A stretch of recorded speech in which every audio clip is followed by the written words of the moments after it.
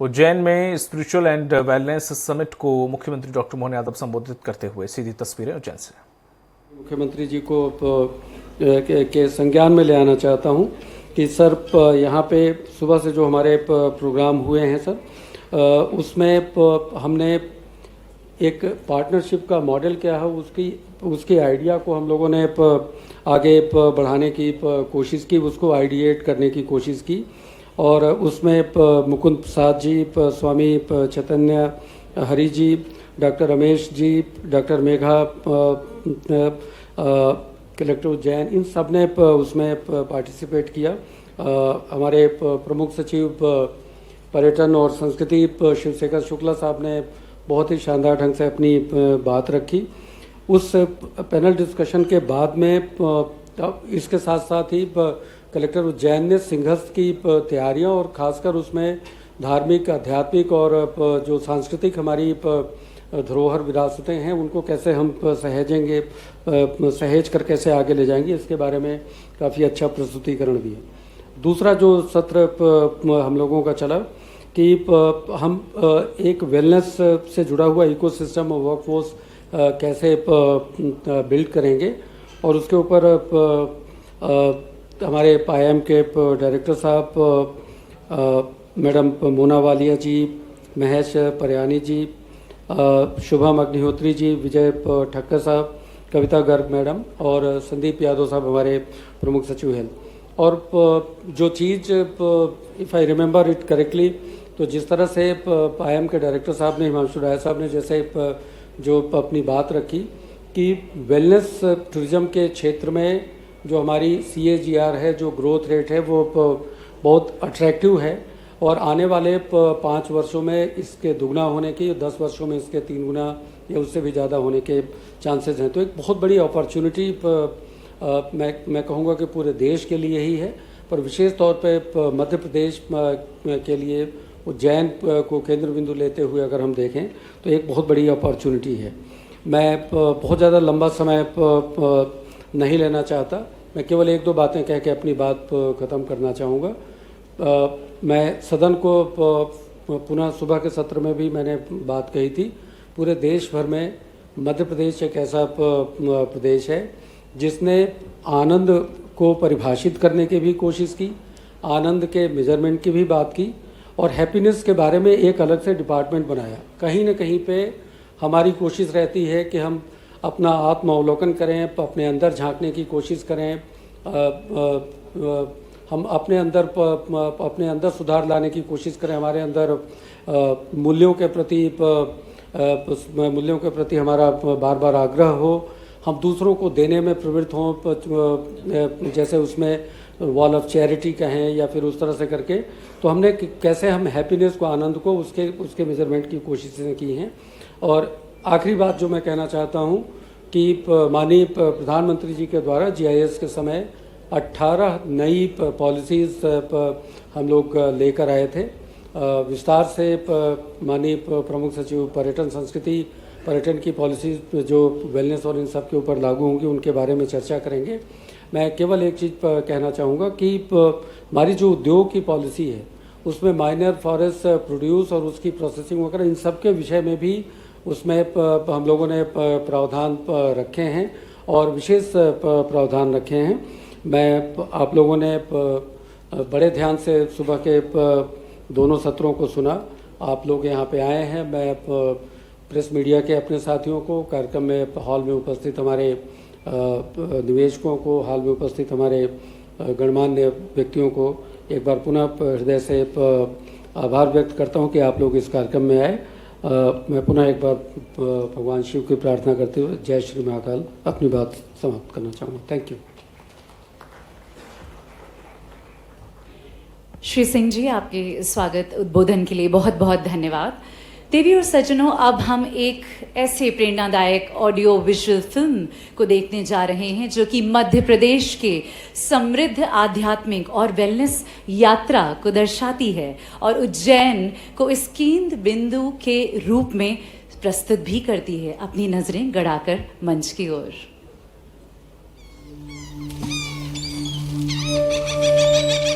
In the heart of India lies a land shaped by time and touched by the divine. Madhya Pradesh. A tapestry of sacred beauty, ancient wellness, and enduring spirituality. In Khajuraho, the stones whisper stories of devotion and art. In Orchha, history flows beside the Betwa in quiet majesty. In Omkareshwar and Maheshwar, the sacred Narmada sings of peace and power. In the wild heart of Kanha, Satpura, Bandhavgarh, Panna and Pench, nature breathes with untamed grace, a sanctuary for the soul. And in Ujjain, where every breeze carries the fragrance of healing, a new promise rises with every sunrise.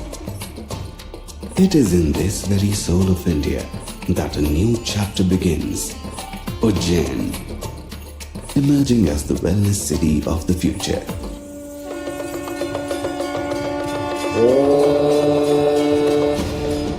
Among all Jyotirlingas, Mahakaleshwar stands unique, south-facing, powerful, eternal. Ujjain, situated on the banks of the sacred Kshipra, is one of the 4 main cities of the Kumbh Mela. Ujjain stands as one of the Saptapuri, 7 sacred cities of Hinduism. Here, time was once measured by the cosmic rhythm through the Vedic watch, a profound reflection of Ujjain's ancient spiritual connection with the universe. An investment of rupees 20,000 crores has been reserved for the infrastructure and urban development of Ujjain. A visionary step towards building a world-class, spiritual and smart city.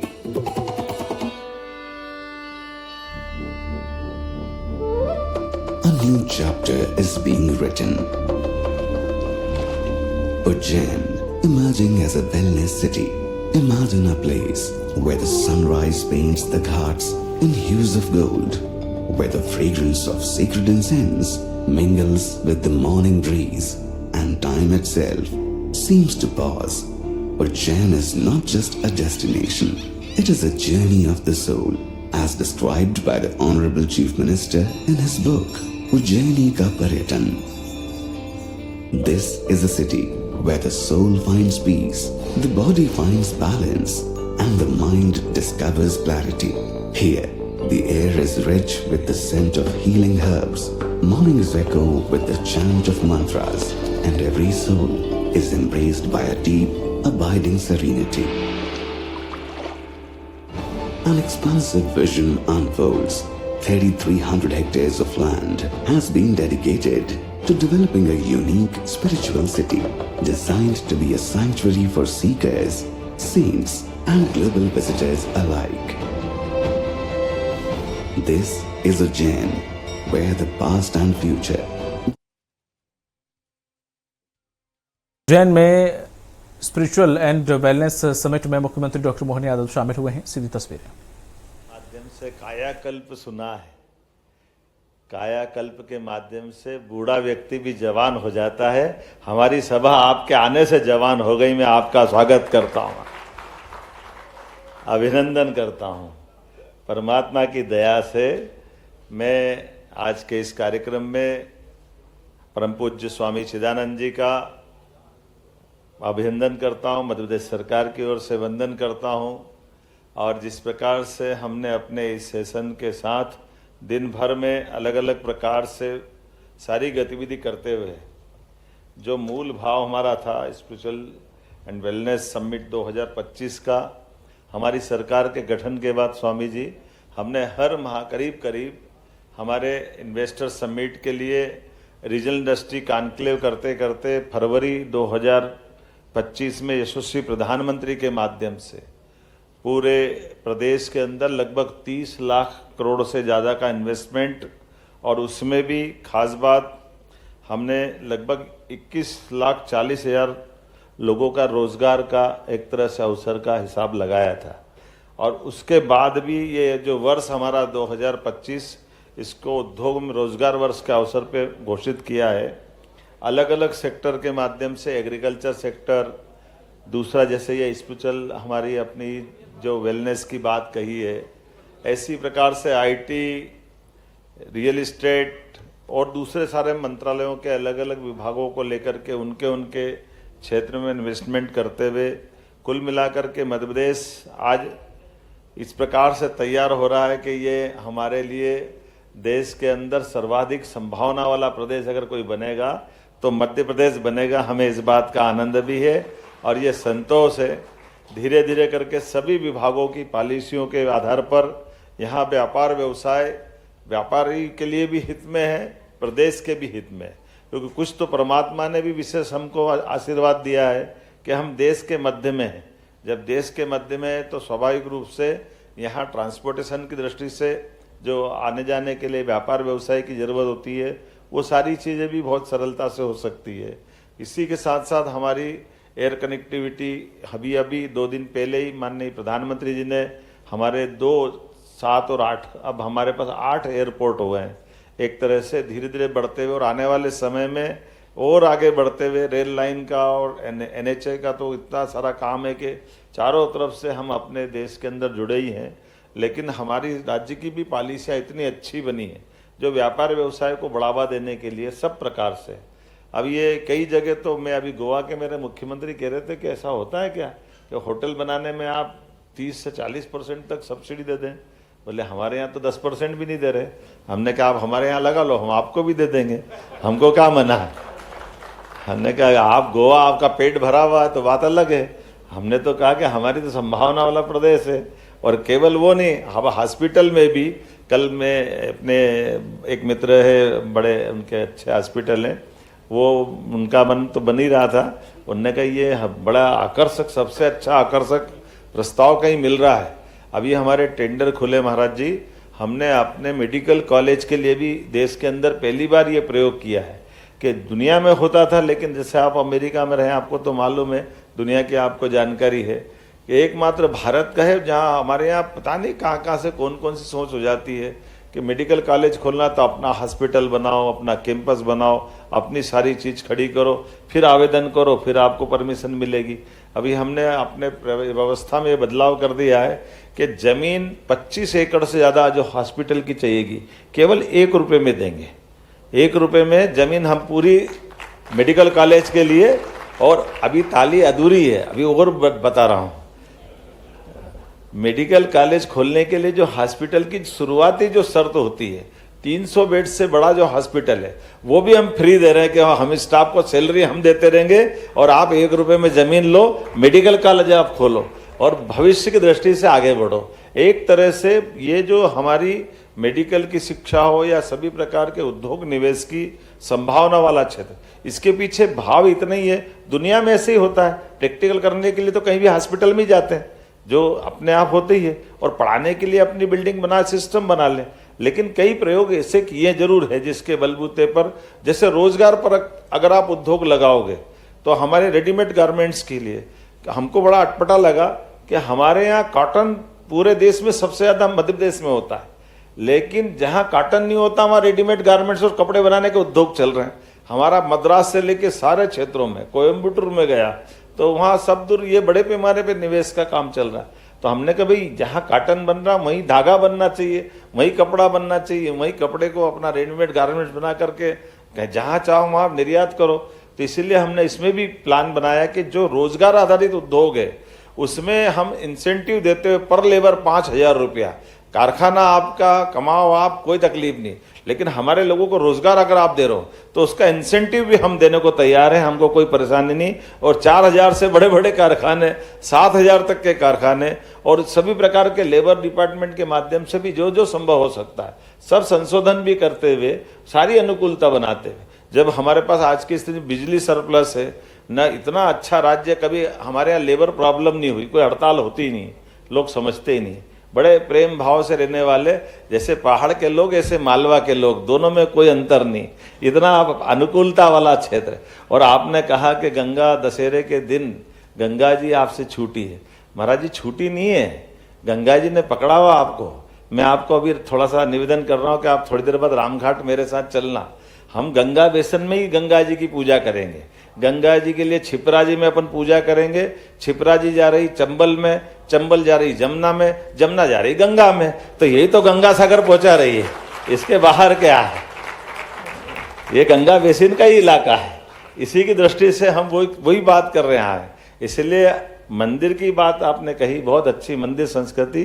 मन के अंदर यही तो मंदिर हमारे लिए, आत्मा सो परमात्मा, परमात्मा की उस भाव को लेकर के हम सब अपने अपने कामों को लेकर यशस्वी प्रधानमंत्री के नेतृत्व में, तेजस्वी और एक तरह से वो तो ऋषि तुल्य है, उनका जीवन, पूरा जीवन यशस्वी प्रधानमंत्री का।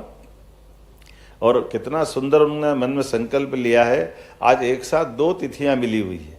एक तिथि गंगा दशहरा भी है और एक तिथि पर्यावरण दिवस की भी है। अब ये पर्यावरण दिवस में थोड़ा जरूर प्रश्न आता है।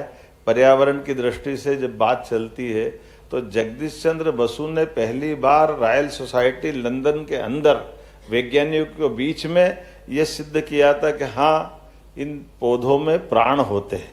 सारे वैज्ञानिकों ने ताली बजा करके बहुत अभिनंदन किया, और जब उनने सिद्ध किया और उसके आधार पर उनका सम्मान भी किया।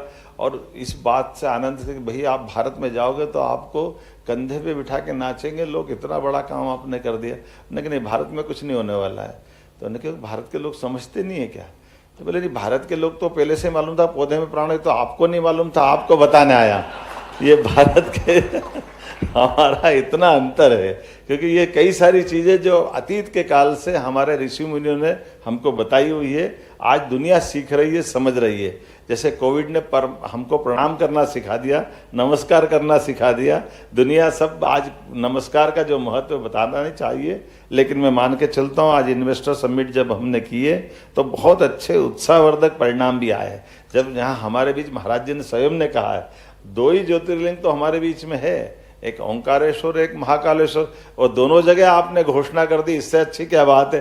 मैं महाराज जी का भी अभिनंदन करता हूँ, चिदानंद जी महाराज जी का, जिनने वेलनेस सेंटर खोलते हुए अपने यहाँ दोनों नर्मदा जी और छिपरा जी के किनारे प्रतिदिन आरती भी करेंगे। और जैसे आपने कहा कि हमारे वेलनेस के लिए मूल भाव अपने स्वभाव को बदलने से है। बीमार को अच्छा करना नहीं, बीमार न होने देना, ये जो प्रयास है, ये जो हमारी चिकित्सा पद्धति है, ये जीवन शैली में आती है। और जीवन शैली से हमारे व्यवहार तक और आचरण व्यवहार से हमारा अंदर का भाव बनता है। मैं मान के चलता हूँ कि आपके संकल्प के साथ कुछ और बड़े यहाँ ऐसे ही हमारे देवतुल्य आज के इन्वेस्टर बैठे हैं, डॉक्टर भंडारी जी बैठे हैं। लगभग उनने 984 करोड़ का इन्वेस्टमेंट का एक बड़ा प्रोजेक्ट लिया है, आपका भी अभिनंदन। लगभग 400 करोड़ की लागत से सुरेश सिंह भदौरिया जी, आपने भी अपना इन्वेस्टमेंट के लिए यहाँ हमको दिया है। नाम तो बहुत सारे हैं, मैं अलग से बाद में पढ़ दूंगा, क्योंकि मेरा कार्यक्रम 5 बजे तक का था और 5:30 से ऊपर का टाइम 5:45 हो गया। तो मैं मान के चलता हूँ कि एक बार फिर ये हमारा जिस पवित्र भाव के आधार पर ये कार्यक्रम हुआ है, न ये केवल उज्जैन का बल्कि पूरे प्रदेश के अंदर का, जहाँ भी आप इन्वेस्टमेंट करेंगे, सरकार के मुखिया के नाते से मैं आपको कह सकता हूँ, हमारे यहाँ पॉलिसी की स्केल है इसी तरह से एसेस करना है।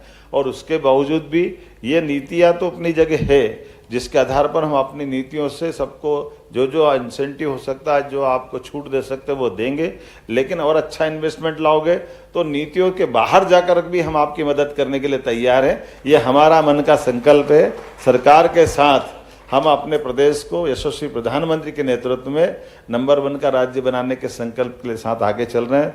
निश्चित रूप से आज का दिन आप सबको बधाई हो। और उज्जैन में आपका फिर मैं स्थानीय विधायक भी हूँ, मुख्यमंत्री तो हूँ, यहाँ से विधायक हूँ, और विधायक होने के नाते से एक बार आपका पुनः उज्जैन में भी स्वागत करता हूँ, अभिनंदन करता हूँ। बहुत बहुत धन्यवाद।